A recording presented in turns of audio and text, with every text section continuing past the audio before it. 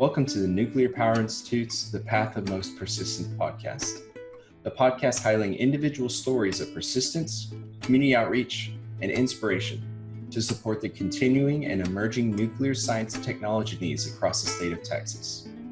Thank you for joining us today, and we hope you enjoy today's podcast.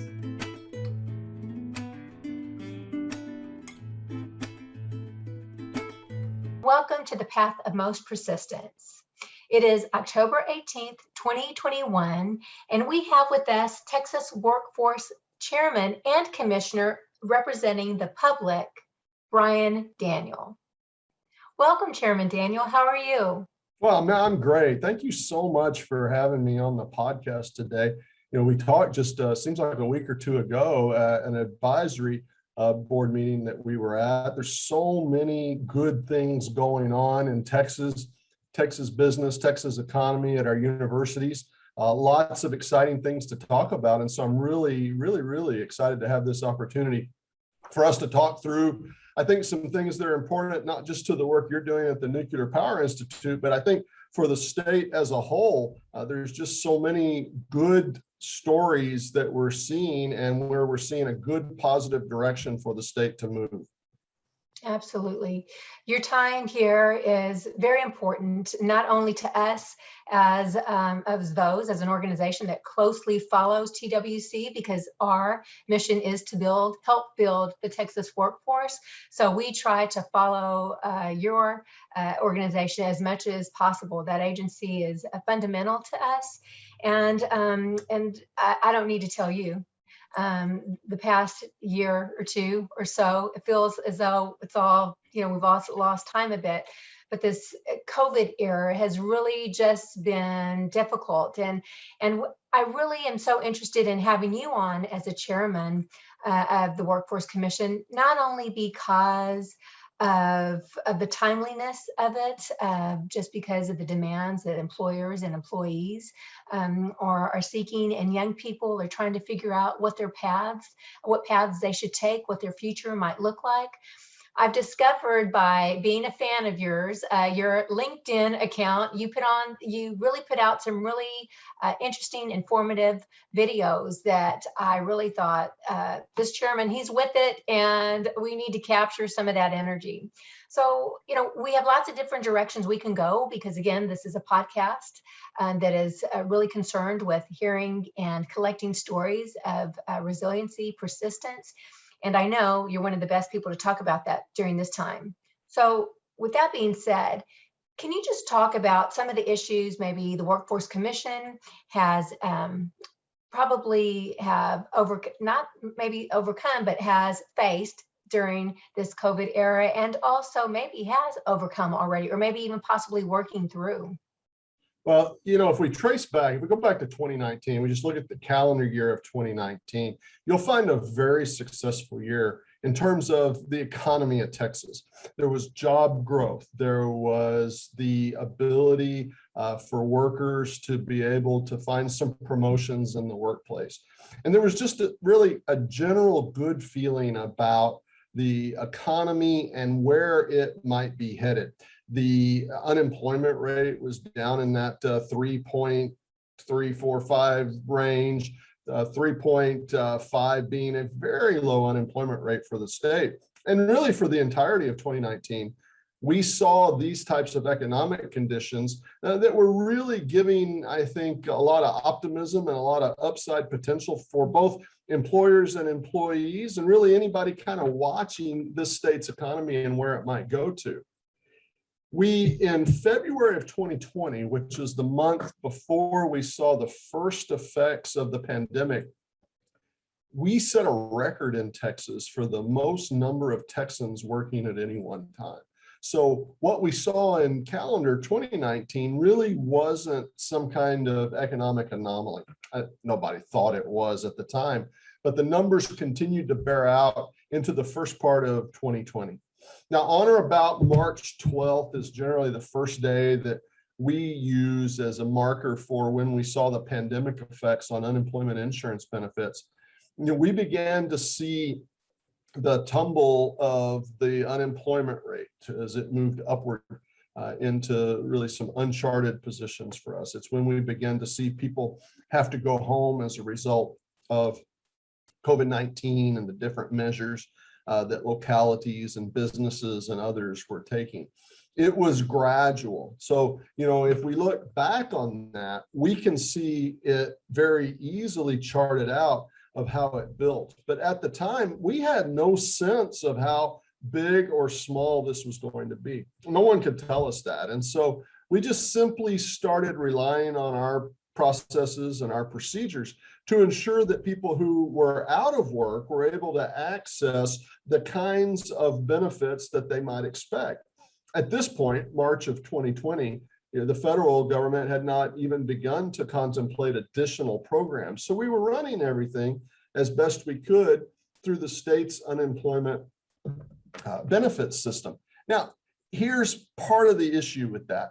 So this system's set up to handle historical levels of unemployment. At any given time, people are transitioning jobs, companies are transitioning employees, different things are happening within the economy. And so, unfortunately, there's always a certain number of people on unemployment benefits at any given time. That's why that insurance program exists. It's that kind of cushion for people who lost their job through no fault of their own, or a company that's experiencing maybe some short-term cash flow issues and needs to make some temporary layoffs. That's exactly why people pay benefits or pay premium in so that those benefits can get paid. Well, we didn't contemplate, frankly, a worldwide pandemic. I don't think anybody calculated that into the algorithm.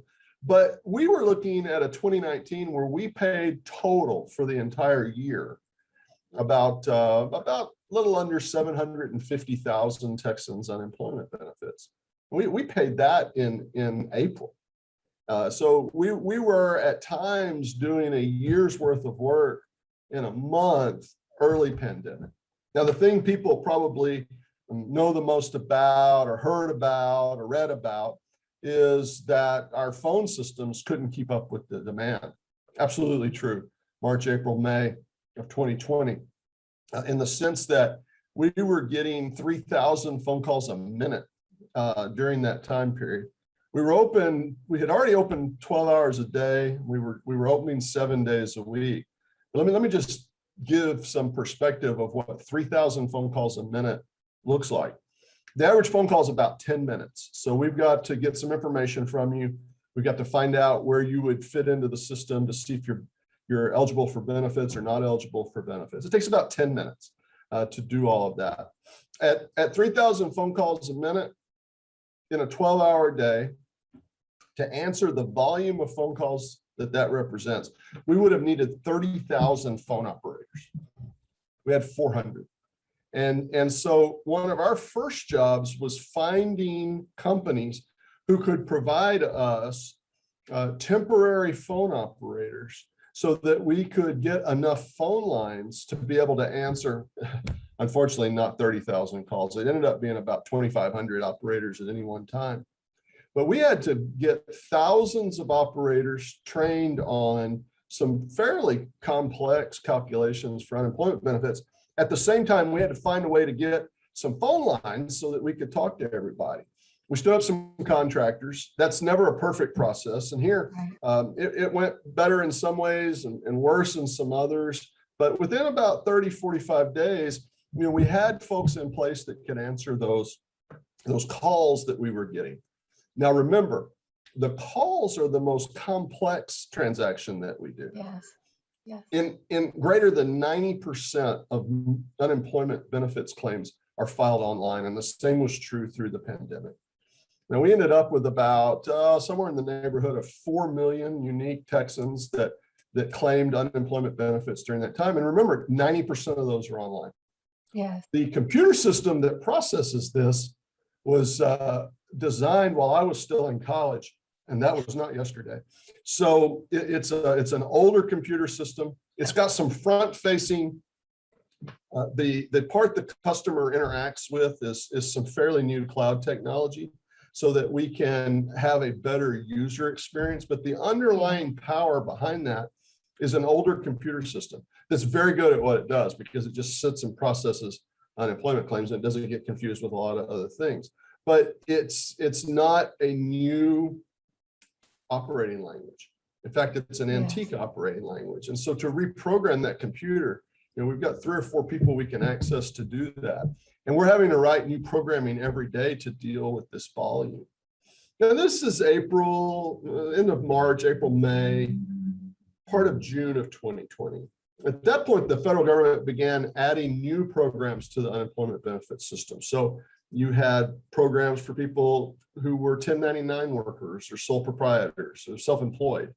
And that was a new kind of environment for unemployment benefits. You had folks that were receiving additional benefits via the federal government. And we paid all those out of our trust fund, although the federal government took the tab for, we've paid out about $55 billion, that's billion with a B. We've paid about $55 billion in benefits since March of 2020. And about 48 billion of that was paid by the federal government. We had to pass it through our system for that to happen. So we're moving a lot of people through the system that aren't familiar with the system. It's their first time to deal with unemployment benefits. And I mean, honestly, it was chaotic. It was not a customer-friendly experience. And looking back, we can see all those things. We can also see all the measures that we took trying to help people through that process. And then let's talk about one more thing that's related to this, that unless you're in the business, you probably don't give a lot of thought to. Unfortunately, technology makes it somewhat easy for people with criminal intent to get Social Security numbers, addresses, other forms of identifying information. And so at the same time, we're trying to make sure that people who've lost their job through no fault of their own, this is pandemic-related job loss, people that lost their job can get their benefits. We're having to screen out just an incredibly increased volume of fraudulent activity on the system. And so that's another slowdown that the customer does not appreciate. And I can appreciate that they don't appreciate that. It's just one of those things that we have to work through. That's really where we saw ourselves through August, the addition of new programs, the addition of supplemental benefits, the addition of people to the system that hadn't previously been on the system. But during that time period, we saw a number of companies just really be able to understand the pandemic better, understand how they were going to deal with their customers. And companies, businesses, small or large, it doesn't really matter, because if they all found strategies to deal with the situation at hand. I think in March, April, and May, I think the alternative for many companies was, I don't know how I'm going to serve my customers because I can't see my customers because they either can't come out or won't come out. So you know what? I need to lay everybody off. And that happened. So here you have this pandemic that's bearing down on people. We don't know at this point a lot about the illness. And so people are necessarily nervous and scared. The media is reporting the worst because that was the news. That's what the media does. They don't give you necessarily a lot of context to deal with the fact of what's really going on. They're telling you the extremes on both ends because that's what makes news. The normal's not news. And so I understand the media's perspective, but in a situation like this one, it just adds to the chaos of what we're dealing with.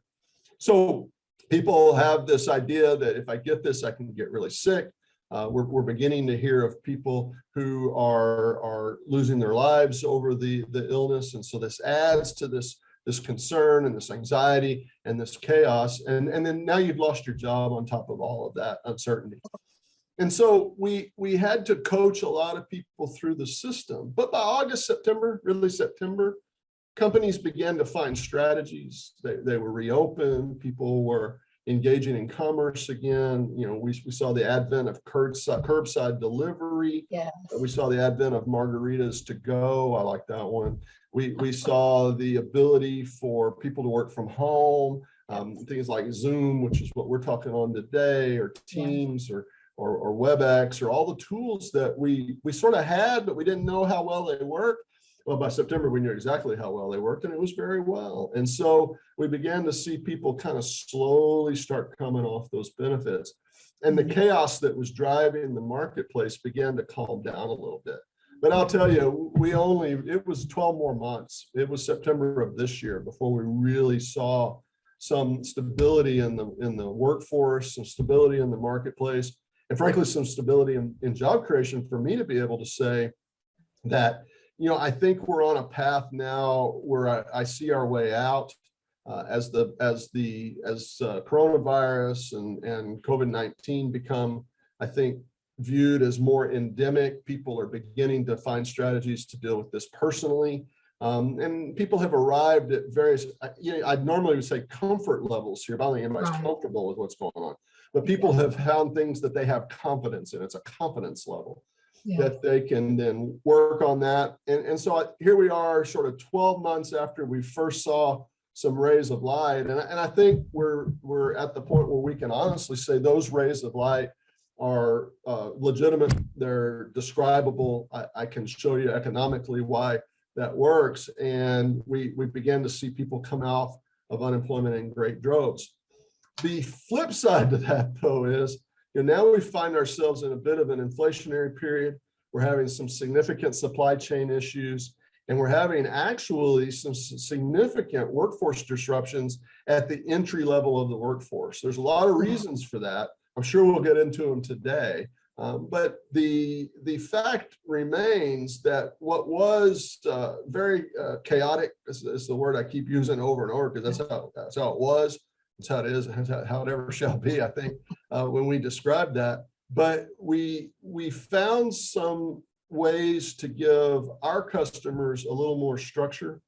We found some ways to give our customers a little more confidence. I don't think it always worked, but it began to work much more of the majority of the time. And then we find ourselves today really in a pattern that looks very reminiscent of how we've seen the workforce in Texas come out of other recessions. This one was much more compact in a lot of ways, and the scale was significantly off the charts compared to anything that we've seen in recent history. So we have no guide. We have no historical guide, but we keep plugging away, and I think we're finding some right answers today.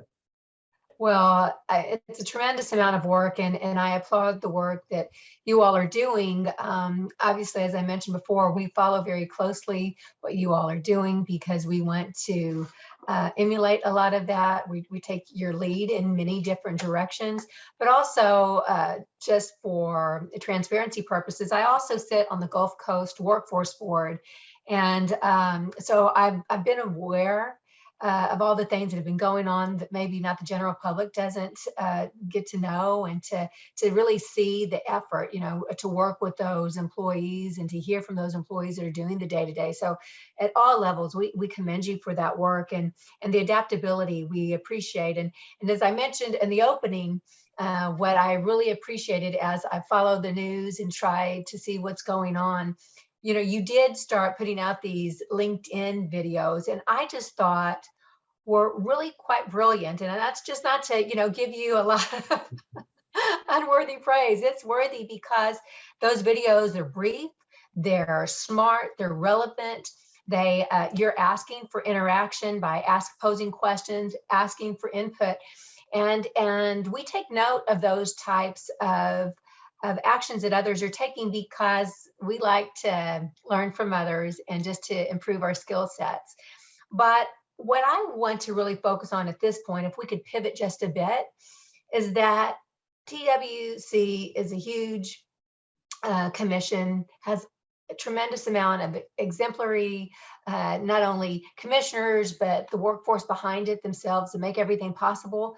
And there goes the individuals, all those individuals that had to put in those hours, because when you talk about the 3,000 calls a minute and all the things, it's just not some nebulous TWC out there. Those are individuals working. Those are individuals that are doing the work, working the long hours, feeling the stress of trying to get things done, as everyone, I'm sure, is giving them lots of outcomes they would like to see happen.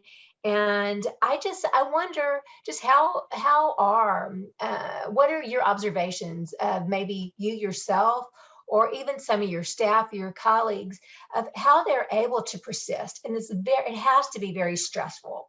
How is it that you all are able to continue and, to keep moving in a positive path, and apparently do so in such a positive way? Because between the three commissioners, we couldn't ask for any more uplifting, positive individuals. So thank you for that. But how is it? It can't just be a mask you put on and off. You guys are quite consistent.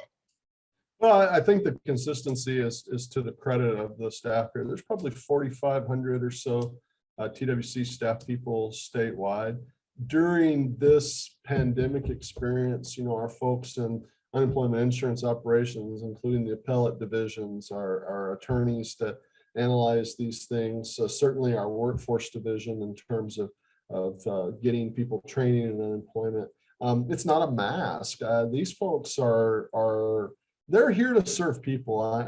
We screen like anybody by interviews and applications and different things like that. But what I have found, the compassion that exists in the workforce here at the Workforce Commission is frankly, it's just outstanding. And since it's inspiring in a lot of ways, how much folks care about the people that they're serving. If you hear coaches talk about athletes, they'll talk about things that you can't coach. And that kind of compassion, you really can't coach. I mean, people really just have to bring that with them when they get here. And they do. And as you know from your work, typically when you assemble a team that has high levels of compassion, assemble a team that really wants to work with individuals, that becomes contagious and it starts to attract similar kinds of players to that particular team. And I think that's what we've seen here. There was exhaustion, there was frustration, there was all the things that you would expect with 80-hour weeks and all the things that go along with that. But you know what?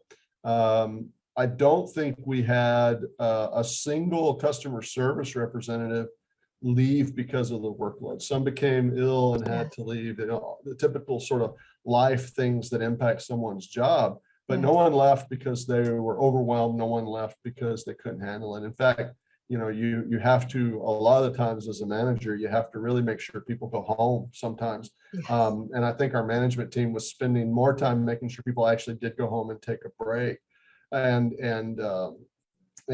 really find ways to serve their customers while they were on their shift.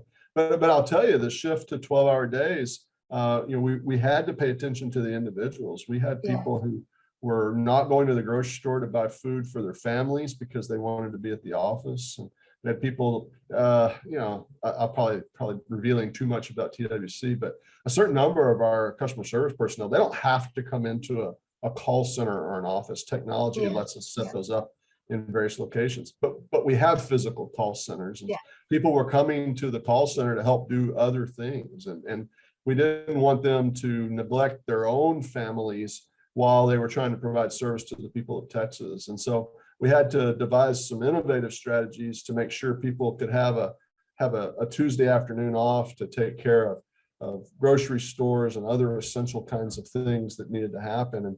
And I credit the management staff for recognizing that our humans are humans too. And so while we want to ensure that every Texan gets the best customer service experience that we could deliver, we can't do that at the expense of our own people. And we can take the rest of however much time we've allotted for this to talk about my thoughts on why the TWC staff really showed what perseverance and persistence looks like in terms of providing that customer service experience. But I think you get the picture. These folks did it from their heart. I could call them all by name because of different things that each of them did to contribute to that experience. And we tried to find some ways to take care of them along the way, but frankly, they probably gave more than they got during this time period. And now that things are at least approaching what is a more understandable kind of normal for us, we haven't forgotten what they've done and the lessons that we've learned from them. Well, I think that's so impactful, and that speaks to leadership and management and all the things. But certainly that goes to those unsung heroes. I think we have them all in our offices, all around us, and those servant leaders. You know, sometimes we think of servant leadership as just those at the top that are leading by example. But I think that's also we're all for those that realize the impact, their influence that they wield, no matter their position. We're all leaders in a certain capacity. If people are watching us and they're following us, and clearly that your commission is full of those unsung heroes and servant leaders. So again, as a Texan, I thank you. I appreciate that, and especially as an agency from which we work, we thank you for that. But taking this a little bit further, and just again thinking about the 360 view of all of our audiences and who are listening to us, I want to take it just a little bit further, and maybe perhaps, Chairman, if you can give a little guidance or a pep talk or inspiration or insight to those young students, be it those that are in their senior year of high school or college, or technical school, wherever they are, or maybe they just went directly into the workforce. What are some maybe words of wisdom and inspiration you can give them during this, again, challenging time? But with your experience, what words can you provide them that you think would give them some guidance for the future? Well, my oldest daughter graduated from college during the pandemic, and my youngest daughter graduated from high school during the pandemic. So we've been having conversations like this one in our household for quite some time now, the better part of 18 months. For my older daughter who graduated from college, graduated from Trinity University down in San Antonio. She has a degree in finance. She did very well with that. She enjoyed that. The job market when she graduated in May just didn't look that promising, or at least she didn't see what she wanted to see in that job market. And so she's pursuing a law degree out at Texas Tech University, and I'm proud of her. I think she'll actually make a great advocate, and she's doing well out there. Her younger sister graduates from high school, has some sense that she knows what she wants to major in. So she's an ag communications major out at Texas Tech also, and I was an ag communications graduate from Texas Tech, so she may have had some coaching there, but she is really enjoying her coursework.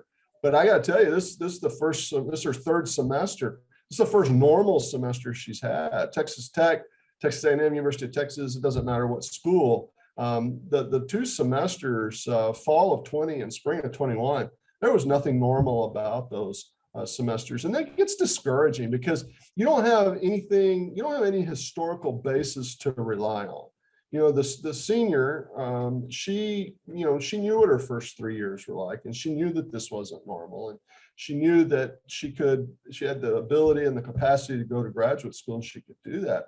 I think my younger daughter in some ways really sort of looks at this with a lot more anxiety because she doesn't really have any historical basis to hang it on. Here's what I'd tell any young person. You need to figure out the three things that you think you could do for the next 5 years, whatever that is, and do it this way. Figure out what you want to do, and then let's figure out what it would take for you to get there. So, I could hear some answers right now. Well, I want to make some money. Well, yeah, me too. So how are we going to make that money? We've got to find something that interests us, something that maybe fits the types of hobbies that we have, something that we're just particularly good at, something somebody always told us we were good at. And we've really got to zero in on that and find out the most efficient way to get what we need to do that. So let's just say, for the sake of argument, that you really like working with electricity. You want to be an electrician. You don't want to be an electrical engineer. If you want to be an electrical engineer, you go to Texas A&M or another school and you major in electrical engineering. That's how you do that. But if you want to be an electrician because it's just interesting to you, you're going to need a license from the state of Texas to be an apprentice electrician. And then you're probably going to want to enter a registered apprenticeship program for electricians so that you can get paid while you do your 4 years worth of school to learn to be a journeyman electrician, which is another license you got to get from the state before they'll turn you loose to start working on people's houses or building new ones. And I think for a lot of young people, understanding that not only are there steps to where you got to get, there's actually people who love to help you with it. I think sometimes that's hard to get at. So whether you're graduating from college or you're graduating from high school or you're graduating from the 8th grade, I think sometimes we don't do students the best service by sitting them down and saying, okay, what is it you want to do? And let me help you draw a map so you can get to where you want to be. The quickest and the most cost-effective way we can get you there. You know, I want to design electrical devices. Well, you need to be an electrical engineer. I want to work on electrical devices. Maybe you should be an electrician. And it's a different path for each one. There's nothing wrong with, let's just say, going to university because you don't know what else to do and you want to see what interests you and you think you have an idea. That's not going to hurt you any. You may spend a little more money than you wanted to. You know, you may unfortunately run up some student loan debt that you didn't necessarily want to have. But if it helps you get to that point where you want to be, well, then you can devise a plan to deal with that. Where I get concerned is the number of people who go to college, take out a large amount of student loan debt, and still don't have a better idea of what it is that they want to be doing, how they want to earn their living, how they want to feed their family or buy that house or get that car. And I get really concerned about that. You know, there's costs, right? And there's investments. You know, my daughter, let's tackle my older one with a finance degree, that she really enjoyed that field. I think there's a chance she may still go in that field. But both that finance degree and the law degree she's working on now, any debt she may incur to get those is an investment in her future. Versus a student who took a degree in something that looked good on paper, but they didn't really ever understand how it was going to get them into the job that they wanted to have. And that's really just become something in the cost column for them, and they haven't really realized that investment. So any young person who is sort of stuck on, you know, what next? Like, how do I do this? What do I do? How do I get started on this? I think the answer really becomes as simple as, what do you want to do? And I've been in high schools, I've been at colleges, I've talked to teachers at all levels, I've talked to students at all levels. And unfortunately, we just haven't built in enough time to sit young folks down and say, okay, what is it you need to be doing and how is it we can help you get there? And so I think that's the real coaching point that I would like to encourage people, whether it's you're at the university, community college, you run an apprenticeship program. Let's help people actualize their goals and help do that. If you've tried to hire a plumber lately, you know I'm 100% right about finding some people with a passion for plumbing and getting them licensed as soon as we can. If you've tried to hire an electrician lately, you know the same thing. If you've tried to get your car worked on, if you've tried to get some improvements done to your house, these are skilled jobs. Yes. These are middle skills jobs. And before we get done today, you're going to hear a whole lot from me about how we can end the middle skills gap in Texas. But these are high paying jobs. Yes. Where you can own your own business in an entrepreneurial sort of way and earn a salary that would allow you to do almost all the things that you might want to do in life. And I think we've entered this phase where we are concerned about student loan debt in college, and we should be. And we're concerned about people getting in the workforce, and we should be. And we're concerned about not having enough of anything, and we should be. We should be concerned about all those things. And in fact, we are, and we're working on them. But what gets lost in all of that concern is understanding, okay, you just told me you're interested in a thing. I can see that your passion is real. Let me give you all the facts about that thing, what it costs, how you do it, and how long it's going to take. And then you have to make a risk reward kind of calculation. And if I'm talking to a young person, it's, you know, I know you don't like this. I know you don't want to have to make such a heavy decision all by yourself. But the fact of the matter is only you can make that decision. I can't make it for you. But if I'm doing my job, I can give you all the information you need to make a decision where you really haven't hurt yourself down the road. And I think I think the anxiety of the pandemic has given us some different things to think about and some different ways to think about it. The job market is still behaving somewhat erratically, and it will for a little while. These nerves that young people have, whether they're 14, 18, or 22, or maybe 51, like me, these nerves that they're feeling over this, they're pretty real. And it's not as if we've charted over this territory before. And so I think any amount of reassurance we can give young people making these types of career decisions will immediately reward all of us with their increased confidence in their ability to go out and make a difference. And at the end of the day, if you can go out and make a difference, then you've won the game. Well, this is very reaffirming because back when NPI was first stood up, it was TWC that provided, some of those initial seed funds. And then after a couple of years, it was supporting another student program, a high school program we had developed, and that was WIT, Workforce Industry Training. And that's something that is currently in Texas high schools all over the state. We even have a WIT junior in junior highs and things like that. But it's based on exactly what you're talking about, because again, our tie to TWC, and that program really it's a year-long program, and we have educators that are leading those programs and students that are part of it. And the beauty of those kinds of programs, and hearing from you just reaffirms and helps us sharpen these types of programs, is that although we're connected to a four-year institution, obviously, but all of our industry partners say it's that 70% of their workforce are those 2 years or technical degrees, those certified skills that they need. And so that really informed us from the very beginning. And especially as a K-12 educator, a high school principal, all those years before NPI, we just never had the opportunity in education for so long. It was either no degree or a bachelor's degree. You didn't really talk about the middle, and what a disservice, because there's so much richness in the middle, not only because of literally the money you can make for those 2 year, those 1 year certificate programs, those associate degree programs, but that's what our industry partners say to us. So when we hear from you as the chairman, and of course our industry partners that tell us, 70% of their workforce, they're not looking for bachelor or higher degrees, they're looking for those skilled workers, and that helps us build our partnerships, that helps us identify our goals and build out our programs. But I think with all of that, being said, I think it's so important whenever we have platforms such as this, you representing the state and us as far as, well, we're part of a state agency, but we're just a small institute within one.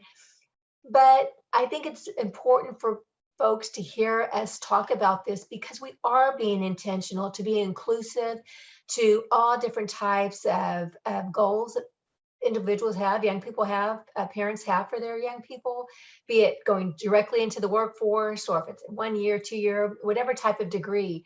We're trying to make that possible. And we can only make that possible if we tighten our partnerships, agency to agency, universities to K-12, and industry opening up their doors.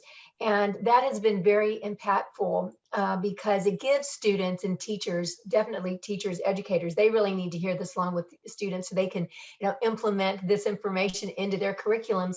But it makes it so where they can touch and feel and hear it. It's so easy to talk about it sometimes in a classroom. And again, sometimes students don't make that connection because they don't hear about it at home, or they don't see it. They've never seen an example of that. So this just really reinforces our desire, our goals, and it's only going to strengthen our efforts to make ties. And hearing your message is really important. And I think we'll be sure to share your message today, of course, with all of our audiences, but with our colleagues as we continue to collaborate and build partnerships. Thank you for that, because it helps us stay focused. Well, absolutely. Thank you.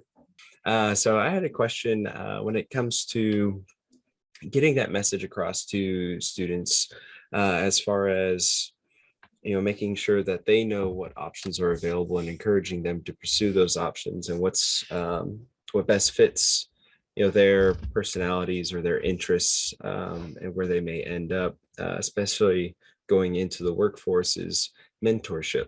So whenever we think of mentorship, it usually comes from a position of authority or something like that. But I know there are mentors all around us. They could be colleagues and coworkers. And I wanted to ask you, especially in the trying time in the past 18 months that we've had, how do you see mentorship playing a role in those sort of situations or instances with especially students, but also, that workforce that might have found themselves without jobs and everything? Yeah, I think the strength of finding a mentor in your field of interest, I can't even begin to assign the value to that because it's so high. And I think many of us instinctively find people that we feel like can offer us. It's not always about advice. It's not always about showing me the path. Sometimes it's just about reassurance. And sometimes it's about stability. Sometimes I need to say out loud an idea that I have, and I need someone that I trust to say, that's not a bad idea. That's an idea that you could definitely run with. You're not really thinking in a crazy sort of way. I think there's some strength to that.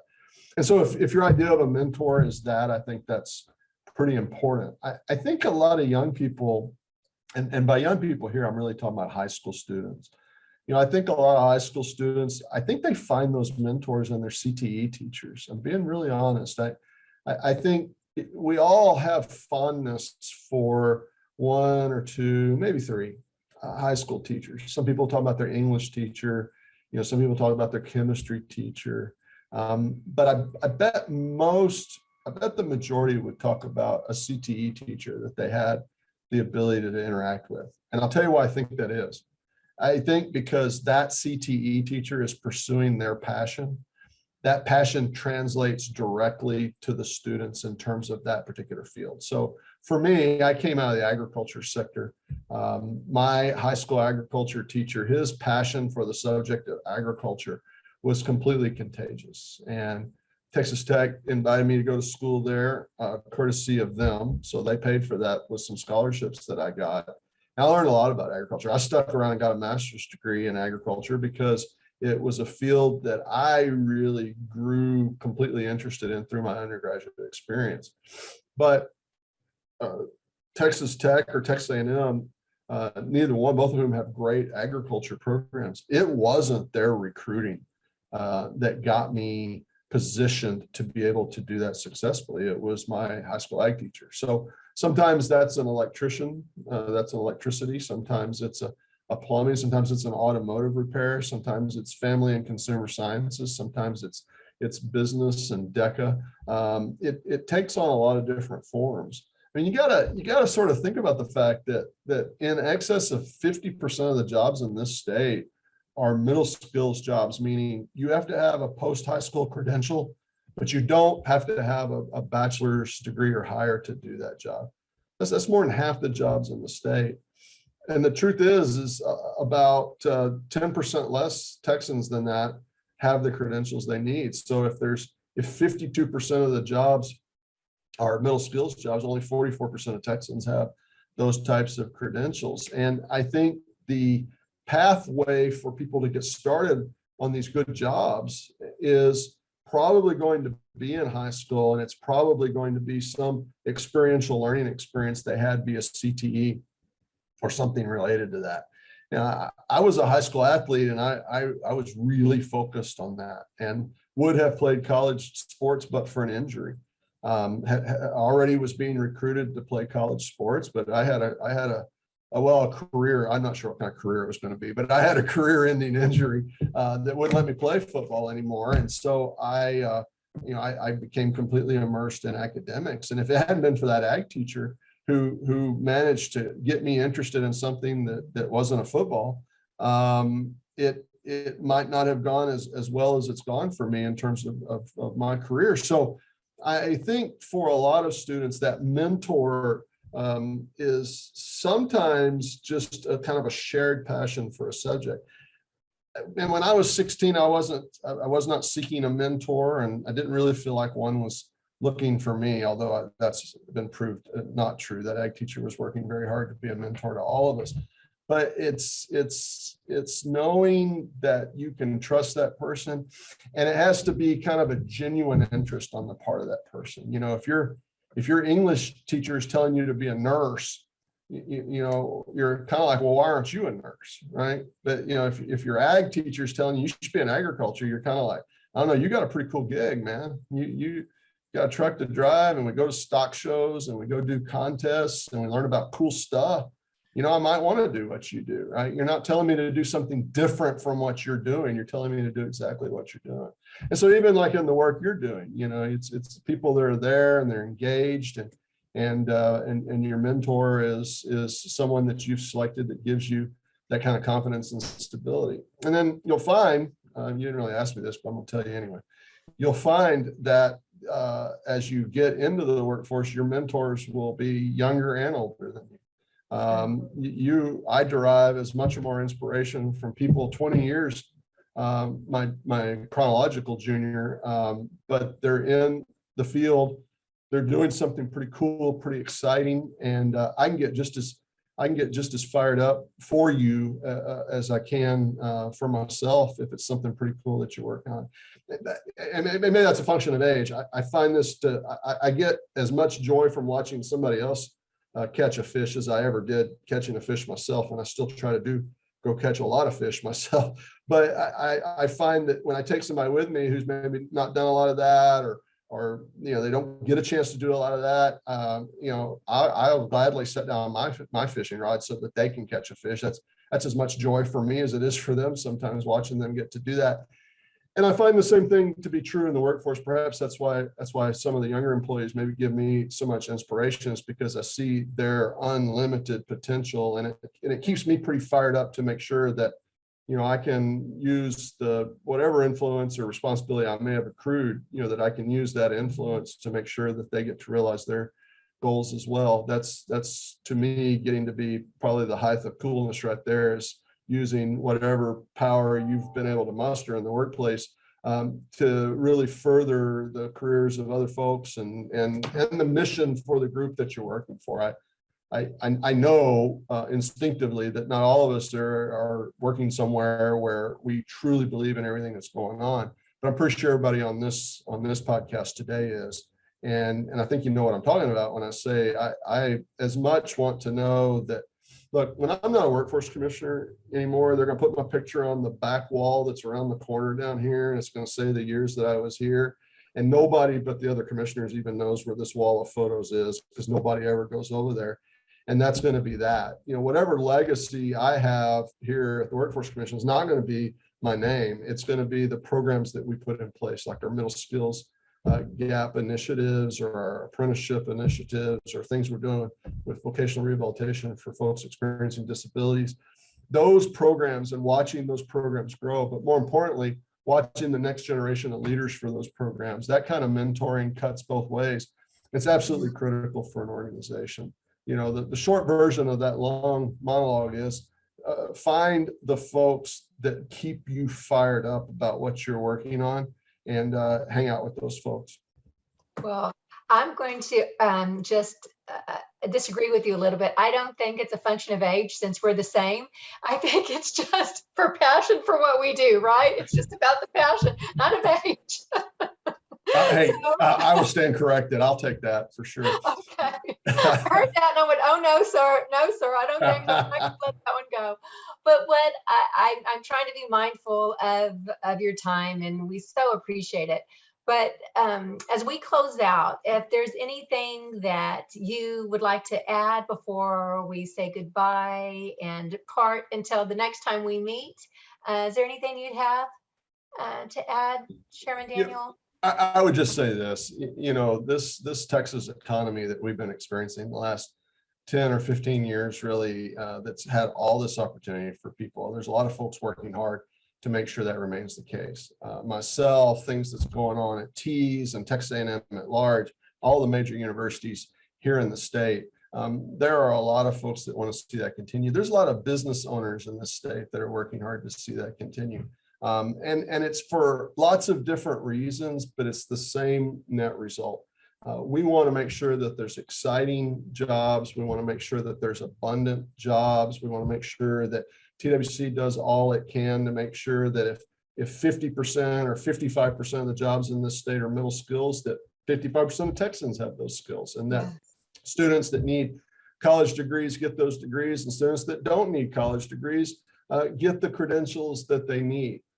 The folks that are working together on this, we will see success. That's the three of us and some of the folks that will be listening to this. We're going to find success. And I think the satisfaction of that success is going to continue to drive people to join this effort, to put a lot of different kinds of resources in place to ensure that we continue to find success. We are a young state.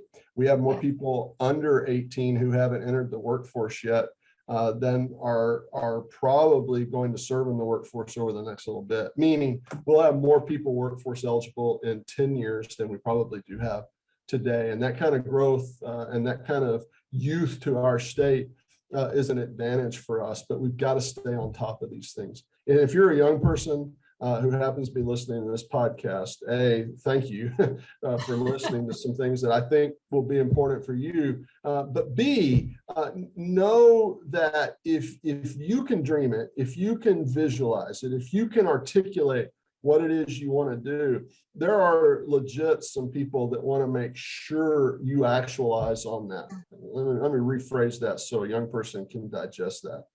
If you've already thought up what you want to be and you can't figure out how to get there, ask someone what they think about it, someone you trust, because they're talking to a lot of folks that do what I do, what Travis does, what Valerie does.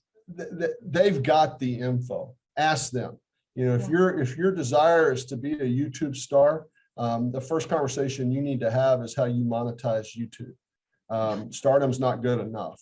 You got to eat if you want to be a star. And so help people help you get the answers that you need for your questions, and ask the questions. I can assure you, if you're 17 and you already have an idea what you want to do in life, there's going to be a whole lot of people over the age of 25 that want to talk to you about that and help you get the path for yourself, because we're counting on you. That's the future of this state. This state will continue to be successful if you are successful. And so no matter where you are in the workforce, whether you're 15, 35, 55, or 70, if you're in the workforce, we need to find those pathways for you. But we can't do that unless you tell us what they are.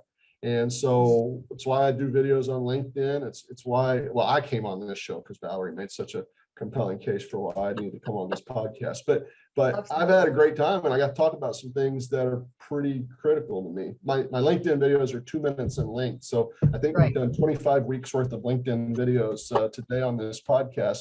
And it's fun and it's gratifying, and it's an opportunity for us to spread the word. Some things that we think are pretty cool. We just hope you think they're pretty cool too. And if you do think they're pretty cool, hey, drop a note in the comments for us, because that's how we'll know you've been watching and listening.